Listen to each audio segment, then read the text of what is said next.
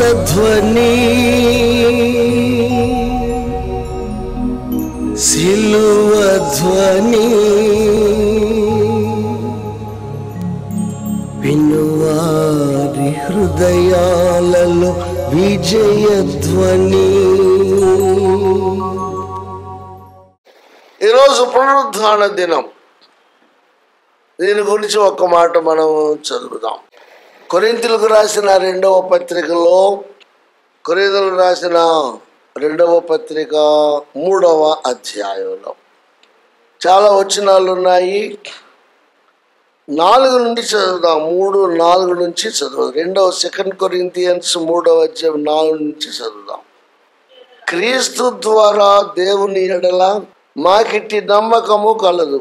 ఆలోచించుటకు మా ఎంతట మేమే సమర్థులమని కాదు, మా సామర్థ్యము దేవుని వలననే కలిగి ఉన్నది.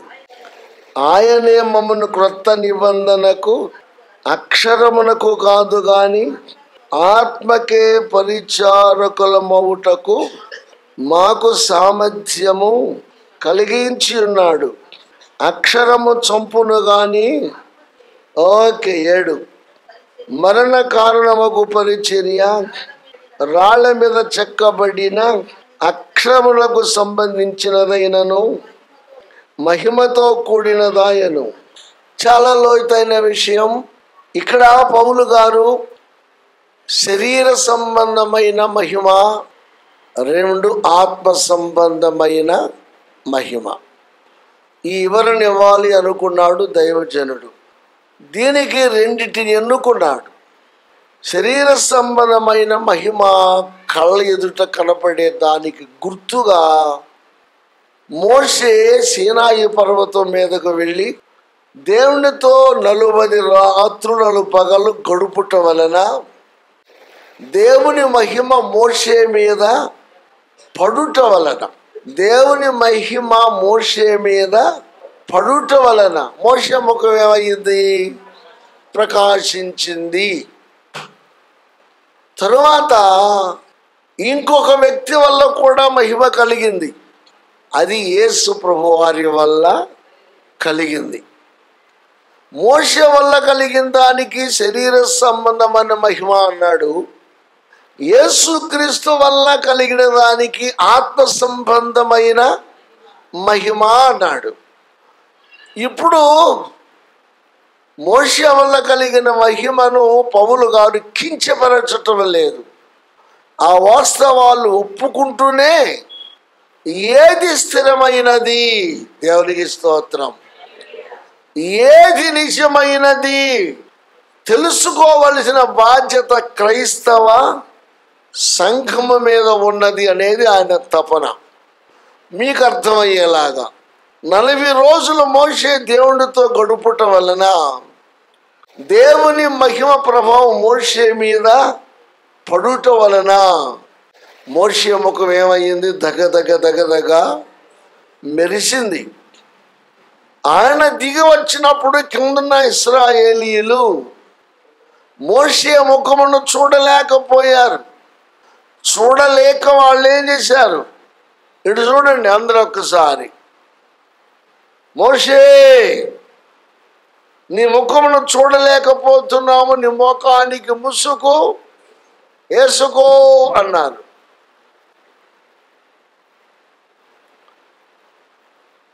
చూడలేనటువంటి కాంతి. సరే వచ్చాడు, ఏదో కప్పుకున్నాడు, మొత్తానికి వచ్చారు. వచ్చిన తర్వాత ఏం జరిగింది? మోషే మళ్ళా తిరిగి మనుషుల మధ్య నివాసం చేస్తూ ఉండగా ఆ మహిమ తగ్గిపోతూ వచ్చింది. గుర్తుపెట్టు, ఆ మహిమ తగ్గిపోతూ వచ్చింది. పౌలు గారి ప్రశ్న ఏంటంటే, శరీరం మీద పడిన మహిమ నిదానంగా తగ్గిపోయే మహిమ, దానికే మనమంత ప్రాధాన్యత ఇస్తే తగ్గని మహిమ ఒకటి ఉంది. ఆత్మ సంబంధమైన మహిమ ఒకటి ఉంది. మరి దాని సంగతి ఏంటి? దేవునికి స్తోత్రం, హల్లెలూయా. ఇప్పుడు ఇది మనం అర్థం చేసుకోవాలి. తాత్కాలికమైన మహిమ, తగ్గిపోయే మహిమ ఉంది, తగ్గని మహిమ ఉంది. మనకు తగ్గిపోయే మహిమ కావాలా చెప్పండి? తగ్గకుండా తరతరాలు ఉండే మహిమ కావాలా? తగ్గిపోయే మహిమ మోషే వల్ల కలిగింది, అంటే మనిషి వల్ల కలిగింది. ఎన్నటెన్నటికి తగ్గని మహిమ యేసయ్య వల్ల కలిగింది. దేవునికి స్తోత్రం. ఇప్పుడు మోషే గొప్పవాడా, యేసయ్య గొప్పవాడా? ఇంకా ముందుకు రండి.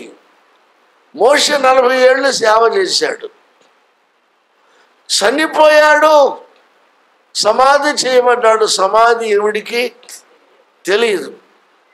యేసయ్య 3.5 సంవత్సరాలు మాత్రమే సేవ చేశాడు. చనిపోవటం తెలుసు, సమాధి చేయబట్టం తెలుసు, సమాధి తిరిగి లేవటం తెలుసు, 40 రోజులు ఉండటం తెలుసు. అందరూ చూస్తూ ఉండగా ఒలీవల కొండ మీద ఉన్న పరలోకాన్ని ఆరోహణమై వెళ్ళిపోవటమో తెలుసు. వెళ్ళిన తర్వాత కూడా ఏమయ్యాడు అనేది కూడా స్తెఫనుకు దేవుడు చూపించాడు.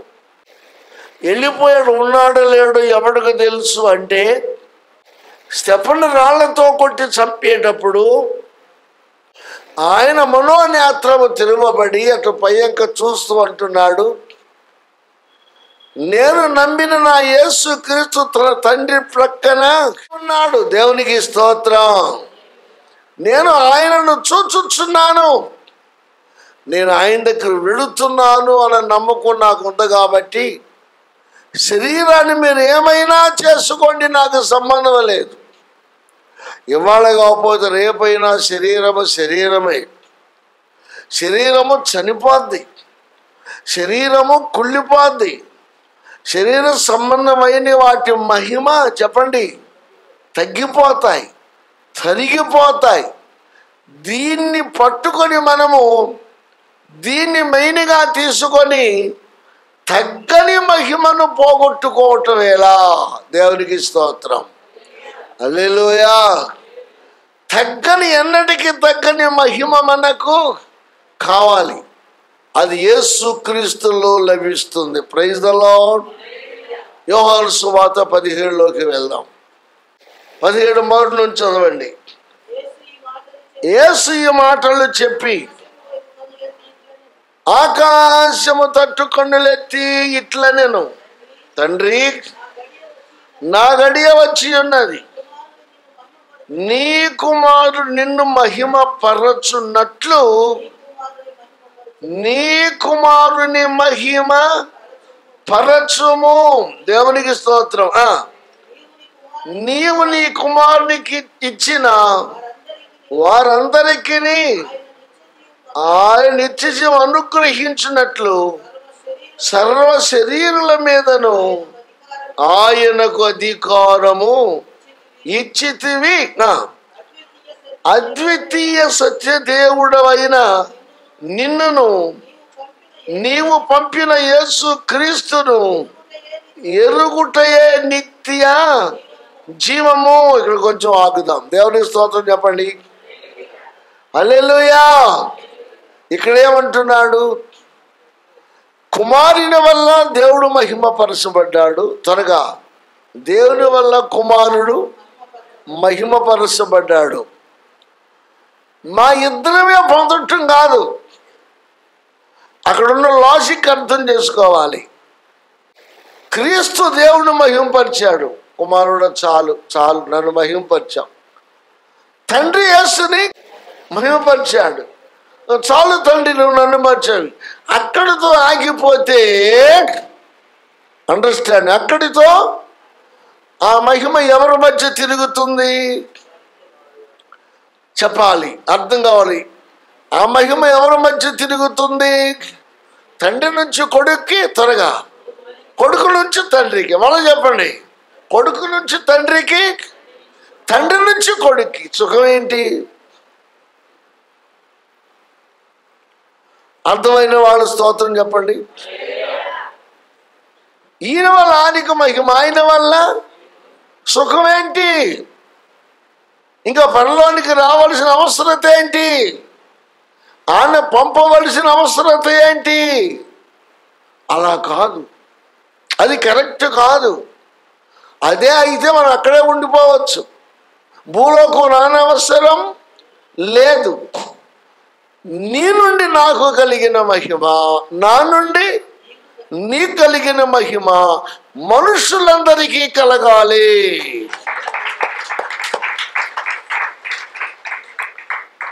వారు మట్టితో చేయబడ్డారు, వారికి మహిమ తెలియదు, మహిమ లేదు. మన మహిమ వారి వరకు వెళ్ళాలి, వారు కూడా మహిమ పరచబడాలి, వారు కూడా ప్రకాశించాలి. హల్లెలూయా. నీ వల్లే నా వల్లే ప్రకాశించగలిగిన కెపాసిటీ వారికి కావాలి. ఎందుకు కావాలి? ఎందుకు కావాలి? ఇదే బైబిల్లో ఉంది. ఆయన సమీపింపరాని తేజస్సు గలవాడు. దేవుడు ముందు క్రీస్తు ఉంటాడు. తిరగేయండి, క్రీస్తు ముందు దేవుడు ఉంటాడు. మరి ఇప్పుడు వాళ్ళిద్దరి ముందు ఒక మనిషి ఉండాలి అంటే ఈ మనిషి కూడా దేవుని మహిమను పొందాలి. పొందితేనే నిలవగలడు, పొందితేనే తలెత్తి తండ్రి వైపు చూడగలడు, పొందితేనే యేసు ముఖంలోకి, పొందకపోతే అగ్ని ముందు గడ్డిపోసి ఎలా తగలబడిపోతుందో మనిషి అలా కాలిపోతాడు. అందువల్ల సుఖమేమీ లేదు. దేవునికి స్తోత్రం. అందుచేత మనము కూడా వారంతట వారం కావాలని, మనము కూడా వారితో లీనము కావాలని, వాళ్ళకున్న స్థాయిని మనకు కూడా ఇవ్వాలని మహిమను విడిచి యేసు ఈ లోకానికి వచ్చాడు. ఒక్క బిట్ అర్థం చేసుకుని ఎక్కువ చెప్పను, ఇది చాలా లోతైన బిట్టు. ఆ ఉద్దేశం మనకు అర్థం కావాలి. ఇందాక రోమపత్రికలో మనం చదివే దేవుని యొక్క గుణ లక్షణములు, దేవుని గుణ లక్షణాలు నువ్వు అర్థం చేసుకో. దేవుడు ఎవరో నీకు తెలుస్తుంది. నేను ఆ పాట రాసినప్పుడు మన వాళ్ళు అయిన దగ్గర ట్రైనింగ్ అవుతున్నారు. మన వాళ్ళు ఎవరో వాడి థామసపురం అనేట, ఏంటి పాట భలేగా ఉంది, యేసు మొత్తం దేవుడి గురించి వివరించేసినట్లుగా ఉందని. ఆ ఉద్దేశంతో ఆ పాట నేను రాశా. అబద్ధమాడుట దేవుని గుణమా? ఒకవేళ అబద్ధం ఆడితే అతడు దేవుడేనా? అబద్ధము ఆడని తనము ఒకటి ఉంది. ఒక ఆయన ఉన్నాడన్న ప్రభు అయినా ఎంత నిజమైన వాడు. 2వ శరణుడు, ఆకాశము భూమి గతించినను ఆయన మాటలు గతించి పోవు. Praise the lord. అలాంటి వాడు దేవుడు అనడానికి అవకాశం ఉంది. దేవుని ఉద్దేశం ఏంటి? దేవుడు ఎంత గొప్పవాడో, తన కుమారుడు యేసు ఎంత గొప్పవాడో, అల్ప ప్రాణులమైన శరీర సంబంధులమైన మనలను కూడా వారి ప్రక్కన నిలబట్టే స్థితిలోనికి మనలను తేవాలని, తీసుకు వెళ్ళాడని మహిమను విడిచి భూలోకానికి వచ్చాడు. Praise the lord. ఆయన చాలాసార్లు చెప్పాడు, ఏంటి నాకు అక్కర్లేదు, ఒక పని మీద వచ్చాను, ఆ పని నెరవేర్చుతాను అంతే. దేవునికి మహిమ కలుగునే కాక. మరి ఈ మానవుడు ఆ స్థితిని ఎలా పొందగలడు? మానవుడు ఆ సమాన స్థితిని ఎలా ఎలా ఎలా చేరుకోగలడు? ఇది లాజిక్. దేవునికి స్తోత్రం. దానికి యేసు ప్రభువు చెప్పారు, నా యొద్దకు రండి, మట్టి శరీరాలు కలిగిన మిమ్ములను మహిమా శరీరము ధరించే వారిగా నేను మారుస్తాను. ఎందుకు మారుస్తాను అంటే, మారితేనే మీరు నా ప్రక్క నిలబడగలరు. లేకపోతే దేవుడు దహించు అగ్ని, నేనే, నా కుమారుడు, మీరు సరిపోరు. సరిపోవాలి అంటే మీరు మాలాగా మారాలి, మా స్థితిలోనికి మీరు రావాలి, మా అంతటి వారు మీరు. ఇదండి లాజిక్. మిమ్మల్ని అడుగుతున్నా, ఇది దేవుని మంచి ఉద్దేశమా కాదా? చెప్పండి. ఉద్దేశం మంచిదా కాదా? ఏమాత్రం చెడున్నా, ఏమాత్రం ఆయనకి ఇంకొక కిట్లతనం ఉన్న ఈ స్థాయిని ఇచ్చేవాడు కాడు. నావన్నీ నీవి, నీవన్నీ నావి. తండ్రివి నావి, నావి నీవి. ఈ సమాన దృష్టి దేవుడికి ఉంది తాత్కాలికమైన మానవుని విషయంలో. ఇది పొందాలి అంటే మనిషి ఏం చేయాలి? ముందు దేవుని దగ్గరకు రావాలి. ఈ మట్టి శరీరంతో చేసిన లోపభూయిష్టమైన ఈ పనులు చేయడం మానాలి. క్రీస్తు యేసు కలిగిన మనస్సు మనము కలిగి ఉండాలి. ప్రైజ్ ది లార్డ్, హల్లెలూయా. దానికే పౌలు అన్నాడు, మనం ఎదిగి ఎదిగి ఎదిగి ఎదిగి ఏమవ్వాలి?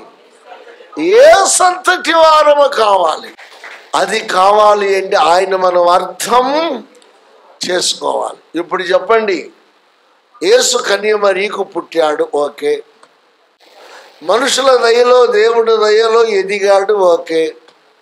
12వ ఏట పండితులను ఓడించాడు, ఓకే. చెప్పండి, ఓకే. 30 ఏళ్లకు బాప్తిసం పొందాడు, ఓకే. Praise the lord. 3.5 ఏళ్ళు సేవ చేశాడు, ఓకే. 3.5 ఏళ్ల తరువాత ఆయన లేఖనముల ప్రకారముగా సిలువకు అప్పగించబడ్డాడు, కరెక్టే. సిలువలో ప్రాణము చెప్పండి వదిలాడు, సమాధి చేయబడ్డాడు. శనివారం ఆయన ఏం చేశాడు? రాత్రి మనం చెప్పుకోవడం మర్చిపోవడం, పద్దాక చెప్పేది కాదది. 4000 సంవత్సరాల చరిత్రలో నీతిగా బ్రతికి పాపములో పుట్టి పాపములో చచ్చిన వారితో నివసించుట వారి వల్ల కాక వారంతట వారు బయటకు రాలేక విడుదల ఎప్పుడు కలుగుతుందా అని ఎదురు చూస్తూ ఉన్న వారి మధ్యకు వెళ్ళి తీర్పు పాపములను తీర్పు వారికి అప్పగించేసి ఎదురు చూస్తున్న వారిని విడిపించి వారిని వేరు చేసి పరదైసుగా మార్చాడు. దేవునికి స్తోత్రం, హల్లెలూయా. ఇక ఆ తరువాత తిరిగి లేచాడు, తనను తాను రుజువు చేసుకొని పరలోకానికి వెళ్ళాడు. ఈ వార్త ప్రపంచం అంతటికి చెప్పండి అన్నాడు. ఎవరైతే వస్తారో యేసు రక్తం వారిని కడిగి శుద్ధులుగా చేస్తుంది. Praise the lord. ఎవరైతే దాంట్లో నిలబడతారో వారు తిరిగి లేస్తారు. ఎలా? యేసయ్య మరణము జయించి తిరిగి లేచినట్లు మనలను ఆయన లేపుతాడు. లేపిన తర్వాత ఎక్కడికి తీసుకెళ్తాడు? ఆయన ఎక్కడ ఉన్నాడో, ఆయన ఎక్కడ నిలబడగలడో అక్కడకు మనలను కూడా తీసుకుబడతాడు. ఇది దేవుని ప్రణాళిక, ఇది దేవుని ఉద్దేశం. That is the God's plan. దీనికి మన ఎఫెసీ పత్రికలో ఉంది. ఎఫెసీ పత్రికలో ఉంది, తన ఎదుట దేవుని ఎదుట క్రీస్తు ఎదుట నిలబెట్టుకొనవలెనని. దేవునికి స్తోత్రం. ఏం చేయాలని? నిలబెట్టు కొనవలెనని అనధికాల ప్రణాళికలోనే, అనధికాల సంకల్పములోనే దేవుడు ఊహించాడు, వచ్చాడు, ఆ పనిని చేశాడు. ఇప్పుడు మన కోట్లాది మంది పేరెత్తకూడదు కొందరు ఉన్నారు, వాళ్ళు డిబేట్లు కొట్టుకుంటున్నారు. వాళ్ళు ఏమంటారంటే యేసు తిరిగి లేవలేదు. లేవలేదు కాబట్టి ఇంకా వెళ్ళేది ఎక్కడ, ఆయన ముందు నిలబడేది ఎక్కడ? లేచాడు. కానీ మా వాళ్ళు కూడా కొంతమంది లేచారని వాళ్ళు భ్రమపరుచుకుంటున్నారు. అసలు ఆ రూట్ వెళ్ళినప్పుడు లేచేది ఎట్లా, అని నిలబడేది ఎట్లా? క్రైస్తవుడు మాత్రమే. దేవునికి స్తోత్రం. నా యేసు మరణము కలిసి తిరిగి లేచాడు, నన్ను కూడా లేపుతాడు. ఆయన మహిమలో ఉన్నట్టు ఆ మహిమలో నేను కూడా పాలివాడను కాగలుగుటకు ఆ స్థానాన్ని నాకు ఇచ్చాడు. Praise the lord. ఇది పునరుద్ధానం. దేవునికి స్తోత్రం. కాబట్టి మనం గాలికి పోరాడు వారము కాము, వృధాగా మనం ప్రయాసపడు వారము. ఫిలిప్పీ పత్రికలే ఉంది, ఆయన పునరుద్ధాన బలమును, ఆయన పునరుద్ధాన బలమును ఎరుగు నిమిత్తమై ఉపయోగము లేని వాటన్నిటి వెనుక విడిచి చెత్తనంతా వదిలేసి ఆయన పునరుద్ధాన బలమును ఎరుగు నిమిత్తమై నేను ముందుకు వెళుతున్నాను. ఎన్నుకున్న వాటిని నిర్లక్ష్యం చేస్తున్నా, ముందున్న వాటి కోసం ఎదురు చూస్తూ ఏకిరపడుచు ముందుకు వెళుతున్నాం. Praise the lord. ఒకవేళ మన పరలోకి వెళ్ళిన తర్వాత రెండు చూడాలి మనం. ఒకటి, యేసుని చూస్తాం. ఏ యేసుని? ఎలాంటి యేసుని? ఈ లోకానికి రాకముందు అని ప్రధాన దేవదూత అని ఉంది, వాక్కు అని ఉంది. లోకానికి వచ్చిన తర్వాత మనుష్య కుమారుడు అని ఉంది. Praise the lord. సిలువలో వేలాడినప్పుడు నేరస్తులలో ఆయన ఒక నేరస్తుడు అని ఉంది. రేపు పరలోకి వెళ్ళేంత ఇవన్నీ కొట్టివేయబడతాయి. రేపు న్యాయంగా చూడబోతున్నాము. మరణము జయించి తిరిగి లేచిన యేసయ్యను, మృత్యుంజయుడైన యేసయ్యను, ప్రతి మోకాలు ఆయన ముందు ఉంగును, ప్రతి నాలుగు ఆయనకు స్తోత్రాలు. ఎంతటి వాడిని ఆయన ముందు తల వంచక తల దించక తప్పదు. ఇప్పుడు మనం చూసేది చెప్పండి, మరణము జయించి తిరిగి లేచిన ప్రభు అయిన యేసయ్యను. Praise the lord. అది క్రైస్తవ నిరీక్షణ. కొరింథీ పత్రికలోకి వెళ్తే యేసు తిరిగి లేచాడు అని మేము చెప్పుచూ ఉండగా లేవలేదని మీలో కొంతమంది ఎలా చెప్పుచున్నారు? క్రీస్తు మృతులలో నుండి తిరిగి లేపబడని ఎడల మా ప్రసంగాల్లో వృద్ధా, మీ విశ్వాసం కూడా వ్యర్థమే. నమ్మితే మన ప్రసంగాల్లో వృద్ధా కాదు, త్వరగా మీ విశ్వాసం కూడా వృద్ధా కాదు. వృద్ధా కాదు అంటే ఫలం పొందుతాం. ఏం ఫలం అది? నిత్యరాజ్యం. యోహాను సువార్తలో ఏం చదివాం? కొరింథీ పత్రికలో ఏం చదివాం? ఏమి పొందుతాం రేపు మనము? తండ్రి వల్ల క్రీస్తుకి ఏం కలిగింది? క్రీస్తు వల్ల తండ్రికి ఏం కలిగింది? రేపు మనం ఏం పొందబోతున్నాం? ఆ మహిమను పొందబోతున్నాం. క్రీస్తు ఎట్టి మహిమను పొందిన ఆ మహిమను పొందబోతున్నాం. అంటే దేవుడు ఎంత పక్షపాతము లేనివాడు, తాను పొందిన మహిమలో మనలను కూడా పొందటానికి పాలి వారిని చేశాడు. మనకు కొన్ని కథలు తెలుసు. వాడు భక్తిగా ఉన్నాడు, అందులో తొక్కేస్తారంట. ఇది తొక్కేటి కాదు, పైకి లేపటం. ఆయనతో సమానంగా ఆయన ప్రక్కన కూర్చుండా పెట్టుకోవటం. ఈ ధన్యత దేవుడు మనకిచ్చాడు. అది చావో రేపు దాన్ని కాపాడుకుందాం. మనము కూడా ఆయన ఎదుట నిలబడే శక్తిని సంపాదించుకుందాం. ఆయనతో కలిసి ముందుకు వెళదాం. అట్టి కృప దేవుడు మనకు దయచేయను గాక. ప్రార్థన. తండ్రి మీ నామమునకు స్తోత్రాలు, వందనాలు చెల్లిస్తున్నాం. కొరింథీ పత్రికలో పౌలు ఒక రహస్యమును చెప్పాడు. తగ్గిపోయే మహిమకి అంత పవర్ ఉన్నప్పుడు తగ్గక నిరంతరం ఉండే మహిమకు ఇంకెంత శక్తి ఉండాలి. తగ్గిపోయే మహిమ మోషే ముఖం మీద ప్రకాశించిన మహిమ, మంచి శరీరం మీద ప్రకాశించిన మహిమ, మధ్యలో వచ్చిన మహిమ నిదానంగా ఆరిపోయింది, ఆరిపోతుంది. కానీ ఆత్మ సంబంధమైన మహిమ, యేసయ్య ద్వారా కలిగిన మహిమ, ఆ మహిమను దేవుడు మనకిచ్చాడు. కాబట్టి ఇది ఆత్మ సంబంధులు, ఆత్మ సంబంధమైన వాతావరణం, దీనికోసం మనం ఎదురు చూస్తున్నాము అన్నాడు. కాబట్టి మేము శరీర సంబంధం వాటికి ప్రాధాన్యత ఇయ్యక నిరంతరము ఉండే, నిత్యము ఉండే ఆ మహిమకు ప్రాధాన్యత ఇచ్చి మీ ముందు నిలబడగలిగిన భక్తులమై, మీ ముందు నిలబడగలిగినటువంటి స్థాయిని మేము సంపాదించుకున్న వారమై, ప్రభువా మీరు ఇవ్వడానికి రెడీగా ఉన్నారు. మేము దాన్ని పోగొట్టుకొనక దాన్ని పొంది ముందుకు వెళ్ళుటకు తగిన శక్తిని మాకు దయచేయమని ప్రతి విశ్వాసకి మీరు కలిగించండి. మహిమ పరచబడుతున్న నేను మహిమను పొంది ఆయన ముందు నిలబడబోతున్నాను. ఆయనకున్న స్థాయిని నాకు ఇవ్వటానికి ఆయన రెడీగా ఉన్నాడు.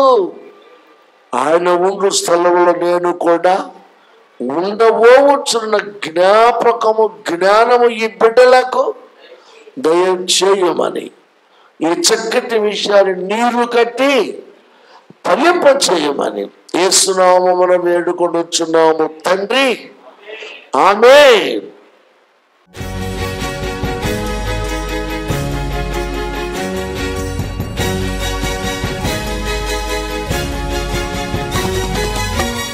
యేసుని మాటలు వినగా వినగా మనసుకు శాంతి, ఆత్మకు రక్షణ.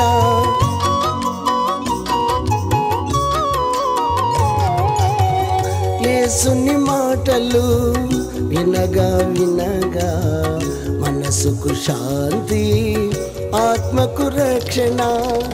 యేసుని మాటలలో విలువను ఎరిగినచో, యేసుని మాటలలో విలువను ఎరిగినచో నీ బ్రతుకంతా మేలే మేలుగా, నీ బ్రతుకంతా మేలే మేలుగా.